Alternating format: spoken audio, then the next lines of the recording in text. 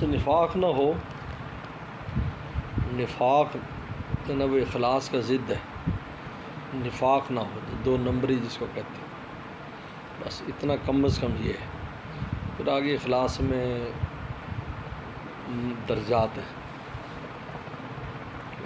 آخری درجہ انبیاء السلام کو حاصل ہوتا ہے. ابراہیم سے ان صلاتی و نسکی و محیائی و مماتی للہ رب العالمین. پھر ان کی ہر چیز بس اللہ کے علاوہ کوئی وہ نہیں ہوتا. ہمارے دل میں تو بہت سی باتیں آتی رہتی ہیں، تو لیکن پہلا یہ ہے کہ ضد نہیں ہونا چاہیے کسی بھی چیز کی جو ابتدائی درجہ ہے کہ اس کی ضد نہ ہو.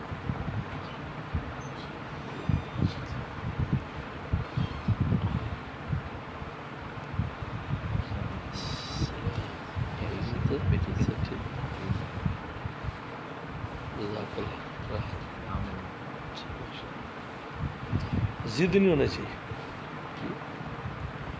تو نفاق، اخلاص اور نفاق یہ ضد ہیں دراصل. کفر، شرک اور ایمان یہ ضد ہیں. سمجھے نا؟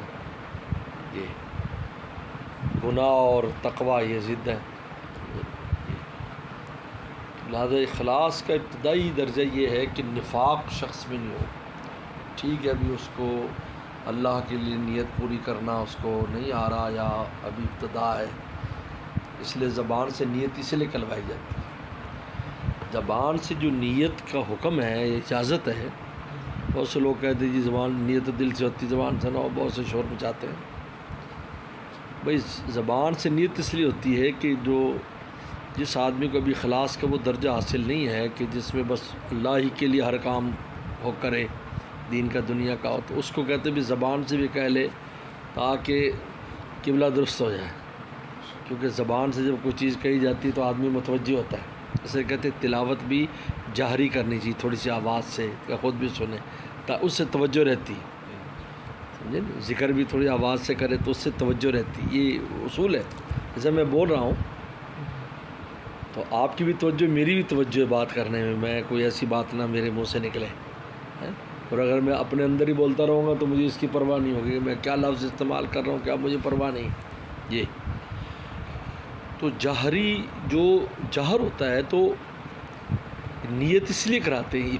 یہ انہی لوگوں کے لیے کہ جو اس راستے میں ابھی لگے ہیں، یا عام لوگ ہیں، عامت المسلمین ہیں، کہ وہ زبان سے بھی نیت کر لیں تاکہ دل اور زبان ایک ہو جائے. لیکن ضد نفاق ہے، نفاق نہیں ہونا چاہیے. اور نفاق آپ کو پتہ ہے کہ نفاق کہا جاتا ہے کہ باطن کا ظاہر کے خلاف ہونا. ظاہر جو کوئی کر رہا ہے باطن میں وہ چیز نہیں ہے. نماز پڑھ رہا ہے لیکن وہ اس لیے پڑھتا ہے کہ وہ جی شیخ صاحب جو ہیں وہ نمازی تبلیغی ہیں، تو وہ مسجد چلے جاتے ہیں، دل نہیں گئے، بس چلے گئے، چلو جی. ایسا کئیوں کو دیکھا ہو بغیر وضو کے پڑھ لیتے ہیں، ایسے مزدور بھی جی چلو دکھا تو دیا وہ نمازی. یہ نفاق. اسی طرح مشائخ کے ساتھ کرتے ہیں نفاق دل میں. وہ ٹھیک آتے جاتے ہیں، رہتے ہیں، لیکن اخلاص نہیں ہے کہ ہمیں مٹنا ہے، ہمیں اللہ والا بننا ہے، ایسا کچھ نہیں. اغراض دوسری آ جاتی ہیں بیچ میں. لہٰذا اخلاص کے ابتدائی درجہ یہ ہے کہ عدم نفاق. پھر اس میں آگے ترقی ہوتی ہے. پھر ایک وقت آتا ہے کہ بس دل خیر اللہ کر متوجہ ہی نہیں ہوتا. لہٰذا وہ پھر ہر کام اللہ، پھر اس کو زبان سے کہنے کی ضرورت نہیں ہے، دل میں بھی کہہ لے گا کہ میں نماز اللہ کے لیے پڑھ، بس کافی ہو گیا. لہٰذا تمیز 2 کام مطلب ہے کہ اس لیے نیت کی تعریف بھی یہ کی ہے، قصد التقرب الی اللہ تعالی، اللہ کا قرب حاصل کرنے کا ارادہ کرنا. قصد التقرب الی اللہ تعالی. یہ پھر اس میں 2 چیزیں ہوتی ہیں. ایک تمیز العبادت عن العبادہ، عبادت میں فرق کریں آپ کون سی نماز پڑھ رہے ہیں.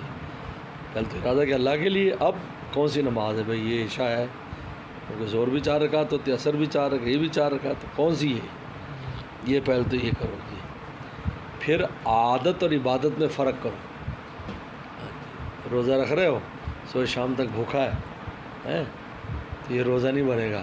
آپ اب یہ تو عادت ہے، ایک آدمی 2 ٹائم کھاتا ہے، نہیں آپ ارادہ کریں کہ میں نے اللہ کے لیے ہی بھوکا رہنا ہے، تب یہ روزہ بنے گا۔